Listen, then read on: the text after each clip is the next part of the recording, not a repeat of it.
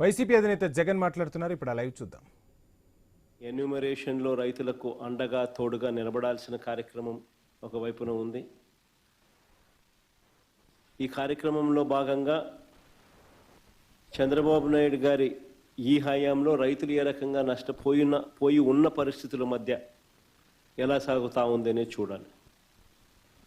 ఎందుకనంటే ఇంతకుముందు ఎప్పుడు కూడా ఇలాంటి వరదలు కానీ తుఫాన్లు కానీ ఇలాంటివి కరువు కానీ ఇలాంటి ఏ పరిస్థితి వచ్చినా కూడా మన హయాంలో ప్రతి ఒక్కరికి కూడా ఈ క్రాప్ జరిగేది. ఆర్బీకే వ్యవస్థ అన్నది అప్రమత్తంగా ఉండేది. ఆర్బీకే వ్యవస్థ అప్రమత్తంగా ఉండి ప్రతి గ్రామంలో అందుబాటులో ఉండి అక్కడ అగ్రికల్చరల్ అసిస్టెంట్ రూపాన అగ్రికల్చరల్ గ్రాడ్యుయేట్ చదివిన పిల్లలు అక్కడ అందుబాటులో ఉండి గ్రామ సచివాలయము ఆర్బీకేలు ఇవన్నీ కలిసికట్టుగా ఉండి ఆర్బీకేలో ఈ క్రాప్ వ్యవస్థ అన్నది పగడ్బందీగా ఉన్న పరిస్థితుల మధ్య ఉచిత పంటల బీమా అన్నది మన హయాంలో రైతులకు అందుబాటులో ఉన్న పరిస్థితుల మధ్య ప్రతి రైతుకు ఒక భరోసా ఉండేది. ఆ రోజుల్లో మన హయాంలో దాదాపుగా 85 లక్షల మంది రైతులకు దాదాపుగా 70 లక్షల ఎకరాల పంటకు ఉచిత పంటల బీమా అందుబాటులో ఉండే పరిస్థితి ఉంటే ఈరోజు కేవలం ఇన్సూరెన్స్ ప్రీమియం కట్టిన వాళ్ళకు మాత్రమే, అంటే కేవలం 19 లక్షల ఎకరాలకు మాత్రమే, 19 లక్షల మంది రైతులకు మాత్రమే, అది కూడా బ్యాంక్ లోన్ అవైల్ చేసుకున్న వాళ్ళకు మాత్రమే ఇప్పుడు ఇన్సూరెన్స్ అవైలబుల్గా ఉన్న పరిస్థితిని మనం చూస్తూ ఉన్నాం. సో మిగిలిన రైతుల పరిస్థితి ఏం కావాలా? దాదాపుగా 85 లక్షల మంది రైతులు, దాదాపుగా 70 లక్షల ఎకరాల పంట మన హయాంలో ఈ క్రాప్ ద్వారా వీళ్ళందరికీ ఉచితంగా పంటల బీమా అందుబాటులో ఉండేది.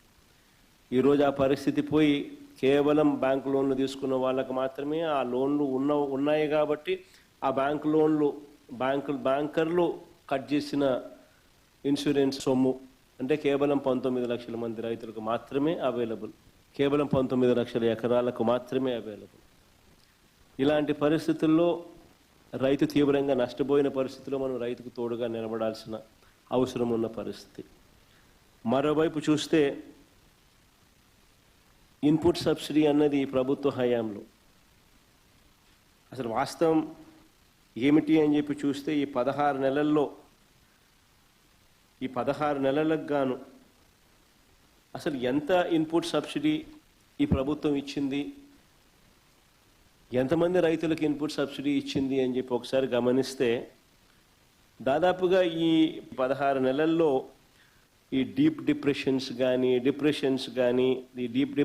కానీ సైక్లోన్స్ కానీ ఇలాంటివి రాష్ట్రంలో పంటలు నష్టపోయిన పరిస్థితులు దాదాపుగా 2024 నుంచి చూస్తే జూన్ నుంచి చూస్తే దాదాపు 16 సార్లు ఉత్పన్నమైనాయి. ఈ 16 సార్లకు సంబంధించి ఎంతమంది రైతులకు ఇన్పుట్ సబ్సిడీ అందింది, ఎంతమంది రైతులకు నష్టపోయిన పరిస్థితుల మధ్య వాళ్ళకు ప్రభుత్వం తోడుగా నిలబడింది అని చెప్పి చూస్తే ఈ ప్రభుత్వం తరపు నుంచి గుండు సున్నా కనిపిస్తుంది. అంటే ఏ ఒక్క రైతుకు కూడా ఇన్పుట్ సబ్సిడీ అన్నది అందించని పరిస్థితిలో ఈ రాష్ట్ర ప్రభుత్వం కనిపిస్తూ ఉంది. దాదాపుగా వీళ్ళు ఈ క్రాప్ చేయకుండా రైతులను నిర్లక్ష్యం చేసినప్పటికీ కూడా వాళ్ళ దగ్గర ఉన్న వాళ్ళ లెక్కల ప్రకారమే చూసినా కూడా దాదాపుగా 5.5 లక్షల మంది రైతులకు ఇన్పుట్ సబ్సిడీ రూపేణ 600 కోట్లు ఇవ్వాలని అది ఇవ్వకుండా ఎగరగొట్టిన పరిస్థితులు మనం చూస్తూ ఉన్నాం. మిర్చికి క్వింటాలకు 11,781 రూపాయలు ఇస్తాము, కొనుగోలు చేస్తాము అని చెప్పినారు క్వింటాలకు. ఆశ్చర్యం కలిగించే విషయం ఏంటంటే ₹1 ఇవ్వాల.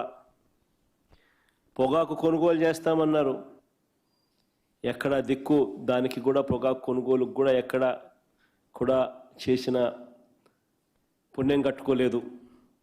మామిడికి ₹12 కొనుగోలు చేస్తామన్నారు కిలోకు, ఒక రైతుకు మంచి చేయలేదు.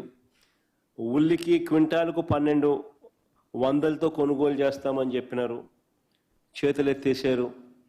తర్వాత హెక్టార్కు 50,000 ఇస్తామన్నారు, అది ఇచ్చిన పుణ్యం కూడా వీళ్ళు కట్టుకోలేదు ఇప్పుడు. సో అన్ని రకాల కూడా ఈ క్రాప్ అన్నది నీరుగార్చేశారు, ఆర్బీకేలు అన్నది నిర్వీర్యం చేసేశారు, ఇన్పుట్ సబ్సిడీ ఇచ్చే కార్యక్రమాలు పట్టించుకున్న పరిస్థితుల్లో లేవు, ఉచిత పంటల బీమా ఎత్తేసినారు. ఏ పంటకు కూడా గిట్టుబాటు ధరలు రాని పరిస్థితిలో రైతు తీవ్రంగా ఈ 16 నెలలు 17 నెలలు చంద్రబాబు నాయుడు గారి పాలనలో నష్టపోయిన పరిస్థితులు మనం చూస్తూ ఉన్నాం.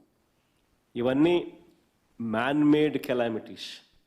నిజంగా ఉచిత పంటల బీమా చూస్తే మన హయాంలో అప్పట్లో దాదాపుగా గమనించినట్టయితే మన హయాంలో 7,800 కోట్ల రూపాయలు ఉచిత పంటల బీమా కింద మనమే ప్రభుత్వం తరపునే మనమే రైతులు రూపాయి కట్టాల్సిన పని లేకుండా మనమే ప్రతి ఎకరాకు ఈ క్రాప్ చేసి 54,55,000 మంది రైతులకు తోడుగా నిలబడుతూ దాదాపుగా 7,802 కోట్ల రూపాయలు మనం ఖర్చు చేసి మనం రైతులకు ఇన్సూరెన్స్ సొమ్ము ఇప్పించగలిగాం.